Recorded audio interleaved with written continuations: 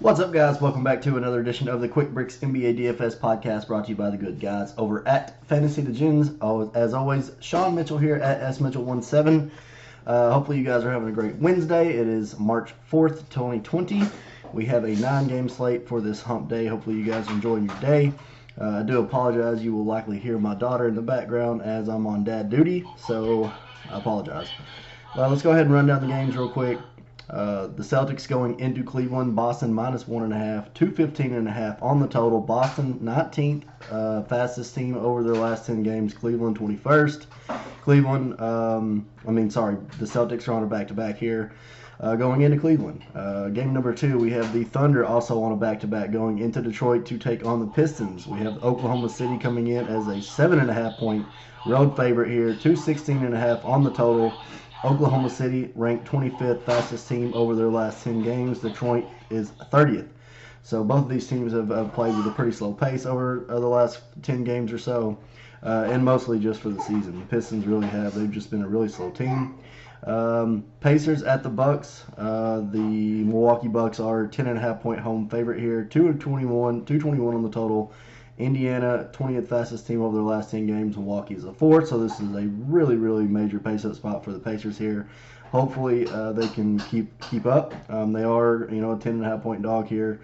Nonetheless, the Pacers have been decent this year. Hopefully, they can keep up. This is a really big pace spot.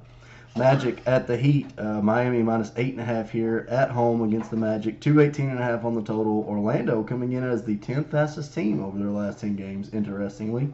Miami is the 16th. So this is an interesting game that I don't think a lot of people will just really love, and I think it's pretty intriguing. I think it has a lot of appeal to it. Aaron Gordon is still questionable. The Magic have been playing really well lately. The Grizzlies at the Nets. Nets on a back-to-back. Brooklyn minus 2.5 here at home. 225.5 on the total. Memphis running with the 5th fastest pace over their last 10 games. Brooklyn 27th. So Memphis coming in. Of course, we'll push this pace a bit. A nice little pace-up spot here for Brooklyn on a back-to-back. Good spot for Memphis as well. Jazz at the Knicks. Utah minus 7.5 here. 221 on the total. Utah coming in as the 25th fastest team over the last 10 games. New York Knicks 22nd. So two of the slower teams in the league. Surprisingly, it has a pretty decent sized total at 220.5 here, or 221.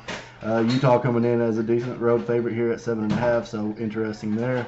Bulls on a back-to-back going into Minnesota, who is also on a back-to-back. Minnesota minus 4.5 here at home, 225.5 on the total. Minnesota ranked first in terms of pace over their last 10 games.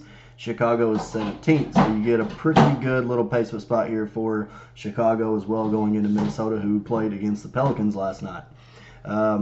Could they have dead legs? That game got into the 280s, 290s, I believe. The total on that game was just crazy at 247, and it hit the over. So, Bulls T-Wolves is a good one. It'll probably be one that you want to stack up, of course.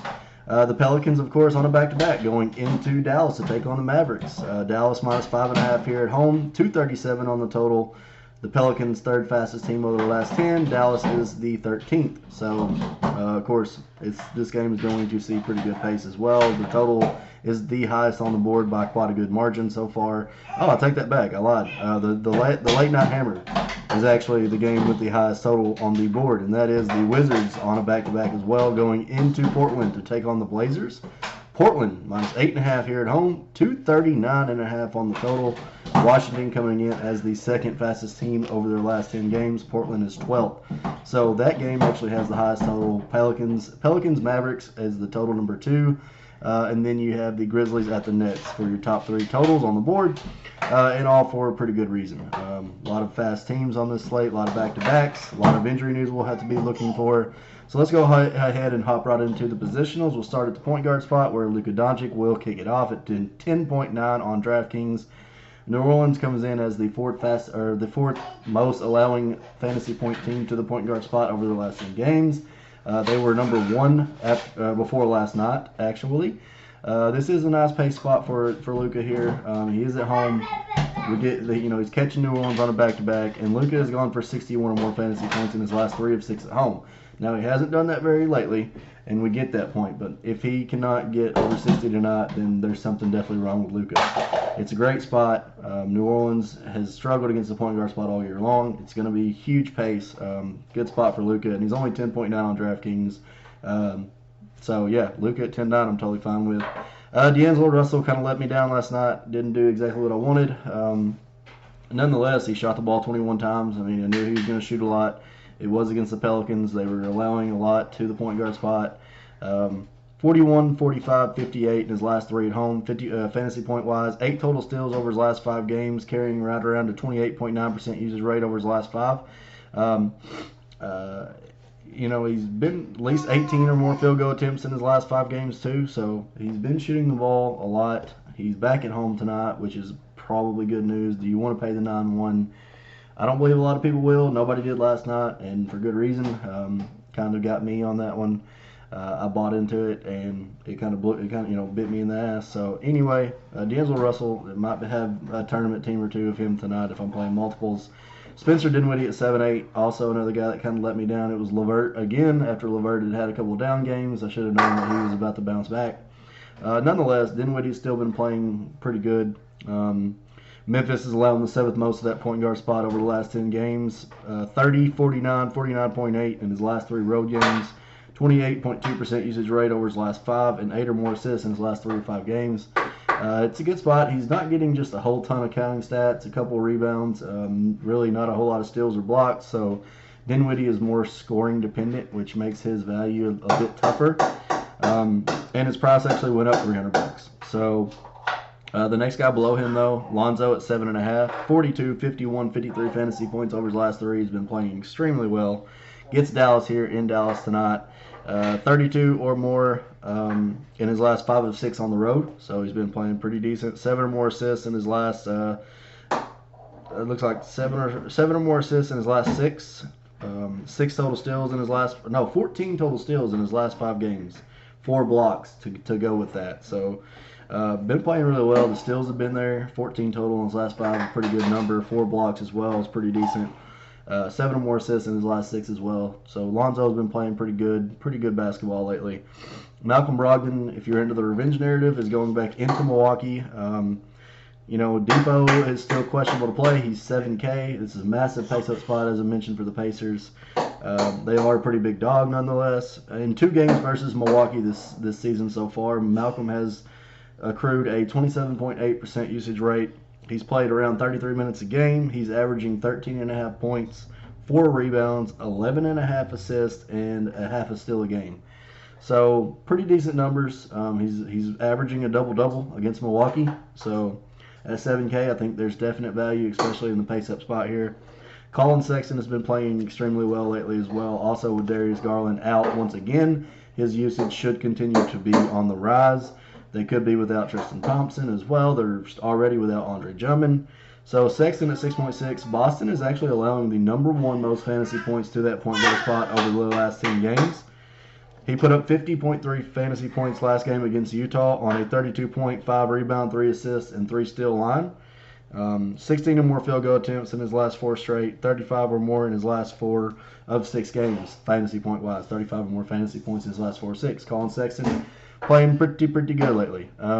It's a decent spot with Boston coming to town on a back-to-back.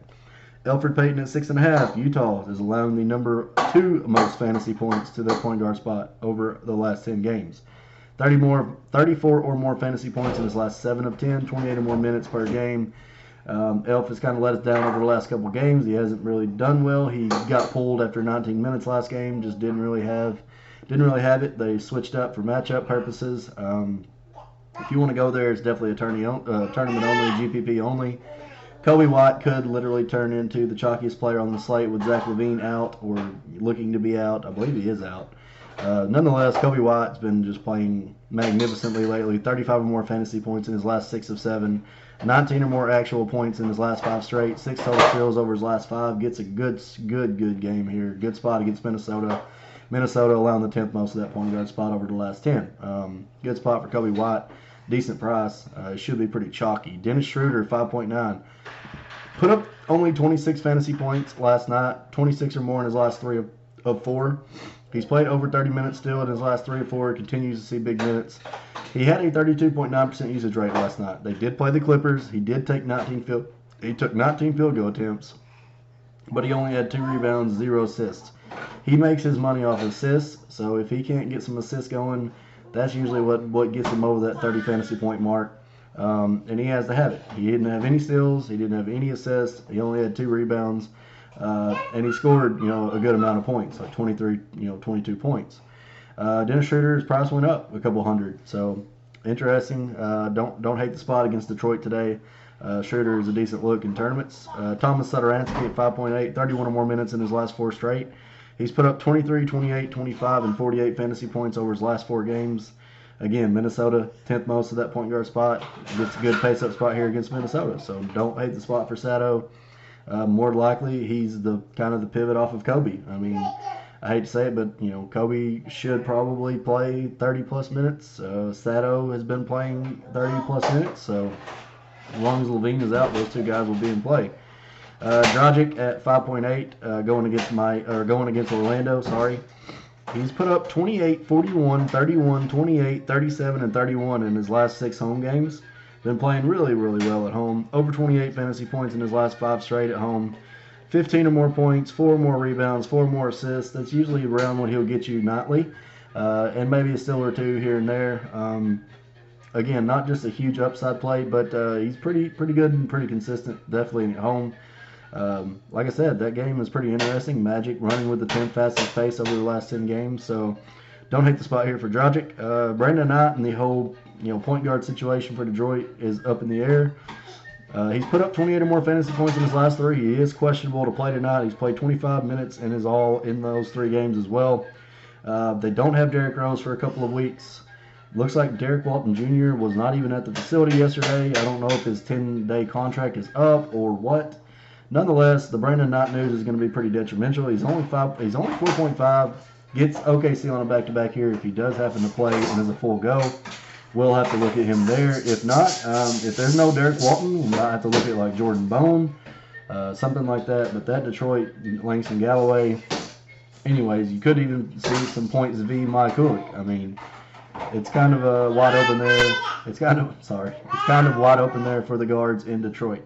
Moving over to the shooting guard spot, Brad Beal at 10-6, another 53 points last night, over 53 or more in his last 5 of 6, over 35 in his last 6 straight, over 35 minutes that is, 36.9% usage rate in his last 5 as well. Had a 38% usage rate yesterday before last night's game, still right at 37%. So Brad Beal continues to stay hot. CJ McCollum, Dame Lillard is expected to play tonight. He is somewhat expected to be on a minutes limit so far as what I've heard. If he is limited at any point, CJ definitely at 8.6 against Washington here at home is definitely going to be a smash spot. Over 44 fantasy points in his last 4, 53 or more in his last 3 or 4. And of course, if Dame is limited, I do want some CJ. Washington, of course, allowing the 6th most of that shooting guard spot as well in the last 10 games, so noteworthy. Donovan Mitchell has played pretty decent, 8.1 tonight on DraftKings, 38 or more in his last 6 of 7, 42 or more in his last 5 of 6 on the road, 36 plus in his last 3 of 4, over 33 minutes in his last 5 as well. So, good stuff there, 5 steals over his last 5 as well. It's good stuff for Don Mitch. They're definitely going to need him to continue to play well. Shai Gilgeous-Alexander put up 33 against the Clippers last night, 7.4K tonight. Detroit, of course, is depleted at the guard spot. SGA going back home should continue to play over 30 minutes a game. He's played 34 or more in his last 3 or 4 straight, or last 3 or 4, not straight. But SGA at 7.4, I think, is in a good spot once again. Karis LeVert, of course, at 7.2, fresh off a 66-pointer. Gets a pace-up spot here with Memphis. He has led the team in usage at 31.2% over his last 5. Been playing really, really good basketball. Had a couple down games, but he's one of those guys that has massive upside when he gets going. Marcus Smart at 7K with no Kemba Walker. 44 or more in his last 3 games. Fantasy points. 36 plus minutes in his last 3. 9 total steals over his last 3. 3 total blocks over his last 3 as well. Has been playing extremely well. No.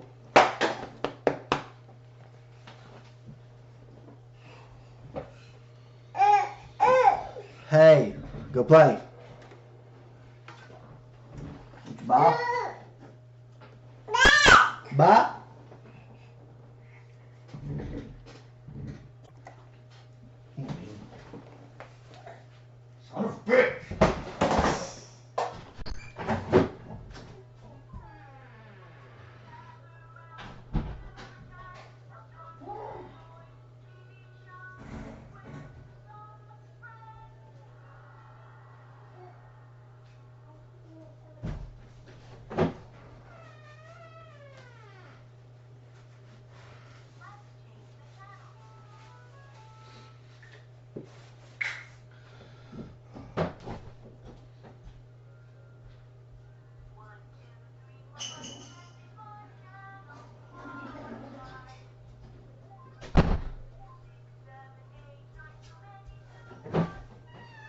Come on, I'm almost done. I'm almost done.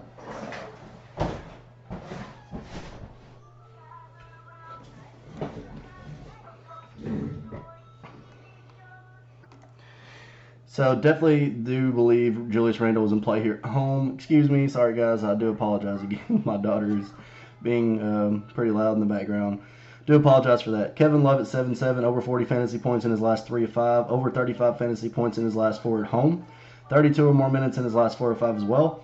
Christian Wood, if he does happen to play, has been really good and nobody's talking about him. He's 7.7, 37 or more fantasy points in his last 8 of 9 games, 34 plus minutes in his last 3 straight, 25.4% usage rate over his last 5 as well. So good stuff from Christian Wood. Bojan Bogdanovic, fresh off a 48-point fantasy game last game. He's 6.2. The Knicks are allowing the number 1 most fantasy points to the power forward spot over the last 10. He's playing around 33 minutes a game. He's going to shoot a lot. Needs to hit shots, though. Very, very shot dependent. Thaddeus Young at 5.7, definitely a cash play. Minnesota, we're going to basically play just about every player against Minnesota. They're very, very bad on defense. He's playing over 30 minutes a game, 30 or more fantasy points in his last 5 or 6, so Thad at 5.7 is totally fine. Last but not least, Juancho Hernan-Gomez. Hernan Gomez, we'll go with that. 5.6, 29 or more fantasy points in his last 4 straight, 31 or more minutes in his last 4. Put up a double-double in his last 2 of 3, 7 total steals over his last 4. Good stuff there for Juancho on the flip side of that Bulls game. Center spot, Hassan Whiteside at 9.5K tonight, over 47 in his last 5 of 6, over 30 minutes a game. He's pretty much put a double-double in about every game over his last 15 or so. Gets a nice pace-up spot here, of course, against Washington at home. Hey, okay. Kristaps Porzingis has been playing extremely well. 76, 49, 57, 57, and 59 in his last 5 of 6 games. 29 or more minutes in his last 6 of 7 as well. 28.3% usage rate over his last 5. Right below Luka, of course, right there in the usage, but his usage is up. He's playing really well, and he's producing extremely well. Really like Kristaps Porzingis. He's probably top 3 tonight. Vucevic at 8.5, 32 or more minutes per game, over 50 fantasy points in his last 6 of 9, over 40 in his last 12 straight. Vucevic has been playing extremely well. Gets Miami tonight. I think he has a little bit of a nice advantage there, but Miami has been really stout at home this whole season. I think they've only lost 1 game there. Jonas Valanciunas at 7-8, Brooklyn versus Biggs. Jonas was cruising against Atlanta last game, had 38 fantasy points at half, and basically didn't play another minute because they were up by like 20. He's put up 38, 52, and 50 over his last 3 games. He's rebounded 15, 20, and 25 over his last 3. He's had 13, 15, and 22 actual points over his last 3 as well. So big double-doubles there. Been playing extremely well. Hopefully he gets to play more tonight at 7-8. Larry Nance, if Tristan Thompson is out, 43 fantasy points last game against Utah when Tristan sat. No Drummond. Of course, he's going to have to play if TT sits again. He's only 6.5K. Don't mind that at all. Daniel Tice at 5'8" continues to be a model of consistency. 26 plus minutes in his last 3. He's gone for 26 or more fantasy points in his last 5 of 6. Cleveland, of course, allowing the 4th most of that center spot over the last 10. So good spot for Tice. Don't mind it. Wendell Carter Jr. at 5.5. Started last game, played 23 minutes, put up 17 fantasy points. Also was reported that he should maybe get another, small minute bump as well as Otto. Minnesota allowing the 3rd most of that center spot over the last 10, so good spot here for Wendell. Naz Reid had a really good game last night. 46.5 fantasy points off 13 points, 14 rebounds, 3 assists, 2 blocks, 3 steals. 27 minutes in back-to-back games is pretty encouraging for Naz. He's only 5.1, and he's going against Chicago, who, of course, is allowing the 5th most of that center spot over the last 10. They were putrid against the spot when Wendell was starting before. They're still going to be putrid. So at Naz at 5.1, I'm totally fine with. All right, guys, I know I apologize that this has not been the best Quick Bricks edition. I know I've had to deal with my daughter in the background. I was doing, daddy daycare this morning. I have to take her to the daycare before I go to work. My hours have changed since I changed jobs. Anyways, hopefully you guys enjoy your Wednesday. Let's talk some more basketball later.